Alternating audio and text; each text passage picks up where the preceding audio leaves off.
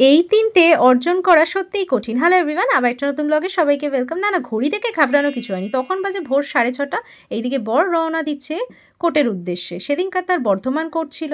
আমরা একটু বেশিই ফাস্ট বলে ঘড়িকেও ফাস্ট করে রাখি। আমিও ফ্রেশ হয়ে গেলাম, হেলদি ড্রিঙ্ক করে নিলাম, ব্রেকফাস্ট করে নিলাম। নিজের সব কাজকর্ম সেরে এইদিকে চলো রান্নাবান্নায় যাওয়া যাক। কী ভাবছো দেখে এত আয়োজন কিসের? আরে মশাই, সেদিনকার ছিল জামাই ষষ্ঠী। অ্যাকচুয়ালি তোমরা এখন জেনেই গেছো যে আমার আর জামাই ষষ্ঠী নেই, তাই বলি ইস বান্দে কে লিয়ে তো কুছ ভি। আচ্ছা, জানো তো ৩টে জিনিস অর্জন করা খুবই কঠিন। কী বলো তো? সেটা হলো ভালোবাসা, সম্মান আর গুরুত্ব। এই ৩টে জিনিস তুমি কাউকে জোর করে দিতেও পারবে না, আবার নিতেও পারবে না। এটা তার ব্যবহারে পরিচয় পায়।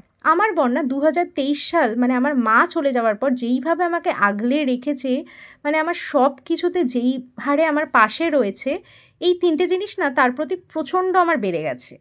একটা গাছও বস বাঁচে না যত্ন ছাড়া, তাহলে একটা মানুষ কি করে বাঁচবে বলো বলো? তাহলে এইটা তো আমার বরকে ক্রেডিট দিতেই হয়। তাই আজকের দিনে আমার বর আমাকে যতই বলে থাকুক যে এসে সে আমাকে কোথাও একটা ঘুরতে নিয়ে যাবে, আমি তো পিছপা হব না।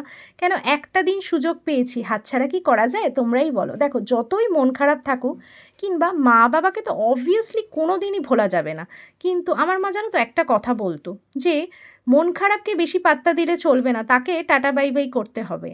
ঠিক আমাদের কিন্তু জীবনটা এরকমই, এগিয়ে তোমাকে যেতেই হবে যতই তোমার লাইফে প্রবলেমস থাকুক। তাই বন্ধু, বলছি তোমাদেরকে, যাদের ধরো আমার মতন সিচুয়েশন অথবা অনেক বাড়ি থেকে দূরে আছো, একদম মন খারাপ করবে না। এইসব দিনগুলো সেলিব্রেট করবে নিজেদের মতন করে, যেইভাবে আমি করছি। তবে আমার বরের কিন্তু কোনো আইডিয়া ছিল না। রান্না বান্না তো আমি পারি, বাট বাজার করতে যে আমি লবডঙ্গা বলতে পারো। তাই অল্পস্বল্প বাজার করেছিলাম আগের দিন, যতটা আমি আর কি বুঝি। আর এই যে বরমশাই কিন্তু আজকে ভোলেনি আমার জন্য কিছু আনতে। আর এই যে হেলদি হেলদি ড্রিঙ্কই বলতে পারো, একদম ফ্রেশ করে নিলাম, কেন পরে তো খেতে হবে। আর ডিনারে যেহেতু বেশি কিছু করিনি, এই যে জামাই আদর করতে কিন্তু কোনো খামতি রাখিনি। আমও কেটে দিয়েছি, আর লিচি আর জামটা দিলাম না।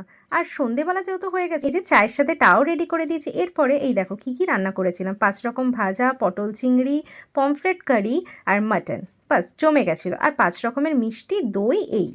বাট আমার বরের হাসি দেখলেই বুঝতে পারবে সে কতটা খুশি হয়েছে। এই মানুষটা না কোনোদিনই কোনো এক্সপেকটেশন রাখে না। আজ পর্যন্ত কোনোদিন আমাকে ঘুম থেকে পর্যন্ত ডাকেনি যখন ও কোর্টে যায়, যে উঠে কিছু, আমি নিজে থেকেই যখন উঠি। যাই হোক, অনেক কিছুই তো বললাম, এবার গিফটসগুলো দেখে নাও। পরের ভিডিওতে আমাকে কি দিল সেগুলোও তো দেখতে হবে, আর কোথায় গেল আমাকে নিয়ে বৌমা ষষ্ঠী করতে।